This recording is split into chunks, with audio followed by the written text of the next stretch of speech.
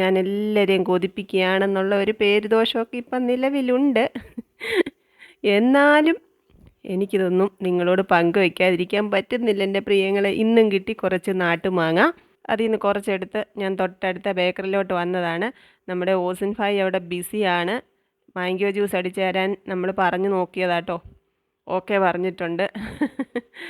അപ്പോൾ juice അടിക്കുന്നതിൻ്റെ current ചാർജിൻ്റെ ചിലവൊക്കെ ഞാൻ കൊടുക്കണമെന്ന് പറഞ്ഞിട്ടുണ്ട്. അത് നമ്മളും ഓക്കെ പറഞ്ഞിട്ടുണ്ട്. അപ്പോൾ അതൊക്കെ ഞാൻ കൊടുത്തിട്ട് ഞാൻ ഇങ്ങോട്ട് പോരുന്നു. ഞാൻ ഉച്ചക്കലത്തേക്ക് കഴിക്കാൻ പുട്ട് കൊണ്ടുവന്നിട്ടുണ്ടായിരുന്നേ. ഈ കൊടങ്ങലിൻ്റെ ഇലയൊക്കെ ഇട്ട് ഒരു തരം പുട്ടുപൊടി അമ്മ ഉണ്ടാക്കുന്നതാണ്. അപ്പോൾ ഇന്ന് അതിൻ്റെ പുട്ടായിരുന്നു.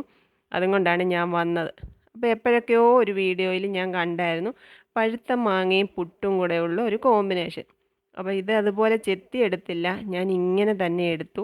ഇതിൻ്റെ കൂടെ പുട്ടൊന്ന് കഴിച്ച് നോക്കാം എന്ന് വിചാരിച്ചു കേട്ടോ. അപ്പോഴേക്കും എന്തേ നമ്മുടെ മാംഗോ ജ്യൂസ്, നാടൻ മാങ്ങയുടെ ജ്യൂസ് വന്നിട്ടുണ്ട്. ഈ വീഡിയോ എടുത്തു വെച്ചിട്ട് കുറച്ച് ദിവസം ആയതാട്ടോ. നല്ല വെയിലും ചൂടും ഒക്കെ ഉള്ള സമയത്താണ്, മഴയൊക്കെ തുടങ്ങുന്നതിന് മുമ്പ്. എന്തായാലും ഉച്ചക്കലത്തെ ആ ചൂടിൻ്റെ ഒരു കാഠിന്യം കുറയ്ക്കാൻ ഈ മാംഗോ ജ്യൂസ് നല്ല പോലെ സഹായിച്ചു. ഈ 3 മാമ്പഴവും ഞാൻ കഴിച്ചോ എന്ന് ചോദിച്ചാൽ ഞാൻ കഴിച്ചു.